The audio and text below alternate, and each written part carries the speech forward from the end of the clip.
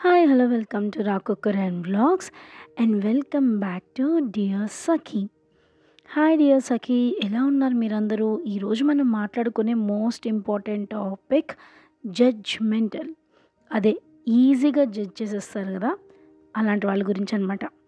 So వాళ్ళ judgemental బిహేవియర్ని మనం ఎలా కనిపెట్టాలి అంటే, అయిన దానికి కాని దానికి అవసరం ఉన్నా లేకపోయినా మనుషుల్లో లోపాలు వెతికి మరి వాళ్ళు మనకు అక్కర్లేని సలహాలు ఇస్తూ ఉంటారు.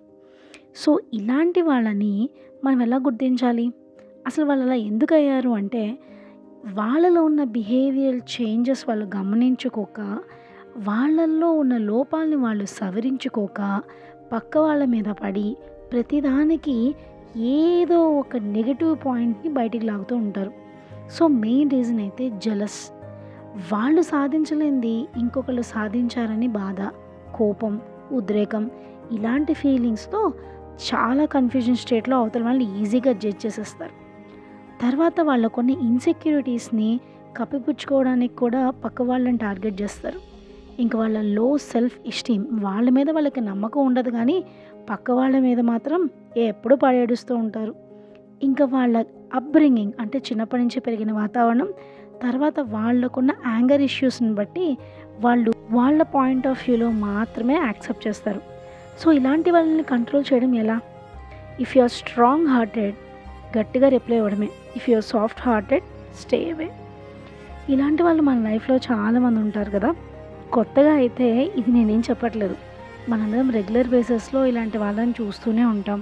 మనం చేసే పనులు కూడా వాళ్ళకి నచ్చేటట్టు చేయాలని ఆలోచించే ఇలాంటి మెంటాలిటీ ఉన్న వాళ్ళని అసలు సమాజంలో జడ్జిమెంటల్ అని కూడా అనకూడదు, ఇంకా వేరే ఏదైనా పేరు పెట్టాలేమో.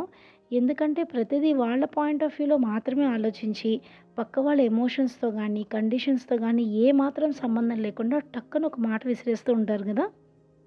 ఇప్పుడు నేను చెప్పిన ఈ పాయింట్స్ని ఈజీగా అర్థమయ్యేలా ఒక చిన్న కథ రూపంలో చెప్తాను, వినండి. సో ఒక ట్రైన్లో ఒక ఫాదర్ అండ్ సన్ ట్రావెల్ చేస్తున్నారు. ఆ ఫాదర్కి ఒక 60 ఇయర్స్ ఉంటాయి అండ్ ఆ అబ్బాయికి ఒక 25 ఇయర్స్ ఉంటాయి. వాళ్ళ పక్కనే ఒక యంగ్ కపుల్ కూర్చుని ఉన్నారు. సో కొంచెం సేపటికి ఆ అబ్బాయి ఎవరైతే ఉన్నాడో వాళ్ళ ఫాదర్తో, నాన్న చూడు, ట్రైన్ కదులుతుంటే ఆ చెట్లు భలే వెనక్కి వెళ్ళిపోతున్నట్టున్నాయి అన్నాడు. ఆ ఫాదర్ అవునన్నా అన్నాడు. కాసేపటికి, నాన్న చూస్తున్నావా, మేఘాలు భలే బ్లూ కలర్లో ఉన్నాయి, ఎంత బాగున్నాయో అంటాడు. ఆ ఫాదర్ అవునన్నా అంటాడు. నాన్న చూడు, అక్కడ అంతా గ్రీన్ కలర్లో ఈ పచ్చని చెట్లు ఎంత బాగున్నాయో, నాన్న చూడు, ఇప్పుడు ఆ చెరువులో నీళ్ళు ఎంత బాగా కనిపిస్తున్నాయో అని చెప్తూ ఉంటాడు. ఈ పక్కనున్న యంగ్ కపుల్కి ఒక 10-15 నిమిషాల తర్వాత విసుగొచ్చి ఆ ఫాదర్తో అంటారు, ఏంటండి మీ అబ్బాయి ఎంత ఎదిగాడు, ఇలాంటి మాటలు మాట్లాడుతున్నాడు ఏంటి, ఏదైనా హాస్పిటల్లో చూపించవచ్చు కదా అని. సో ఆ ఫాదర్ వెంటనే ఒక మాట అంటాడు, మేము వచ్చింది హాస్పిటల్ నుంచే బాబు, ఇతనికి చిన్నతనం నుండి చూపు లేదు. మొన్న హాస్పిటల్కి వెళ్ళి ఎవరిదో కళ్ళు దానం ఇస్తే వాళ్ళ కళ్ళతో ఈరోజే ప్రపంచాన్ని చూస్తున్నాడు. ఐ సర్జరీ అయ్యి ఈరోజే మొట్టమొదటిసారిగా రంగులని, చెట్లని, ఆకాశాన్ని ఇవన్నీ చూస్తున్నాడు అని చెప్తారు ఆయన. ఆయన మాటలు విన్న ఆ కపుల్ కళ్ళ వెంట నీళ్లు కారుతూ ఉంటాయి. కానీ అతని పరిస్థితి వీళ్ళకి తెలీదు. కానీ ఎంత క్విక్గా జడ్జ్ చేసేసారో చూడండి. అతనికి ఏదో మానసికమైన వ్యాధి ఉన్నట్టు, మీరెందుకు హాస్పిటల్లో ఇతనికి చూపించరు, ఇంత ఎదిగాడు ఇలా చిన్నపిల్లాడిలా మాట్లాడుతున్నాడు అని కదా. మనం ఇలాంటివి చాలా ఎక్స్పీరియన్స్ చేస్తాం.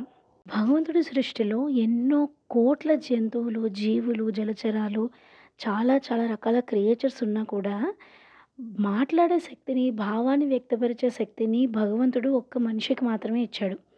సో అలా దేవుడు మనకి ఒక భావాన్ని, ఒక నోటిని ఇచ్చినప్పుడు దాన్ని మంచిగా వాడాలే కానీ ఇంకొకరిని బాధ పెట్టడానికి కాదు. సో ఎవ్వరికన్నా ఉన్నది ఒక్కటే ఒక జీవితం. ఆ జీవితం సద్వినియోగం చేసుకోవాలి. ఇలాంటి వాళ్ళందరి మాటలు వదిలేసి సంతోషంగా గడపాలి.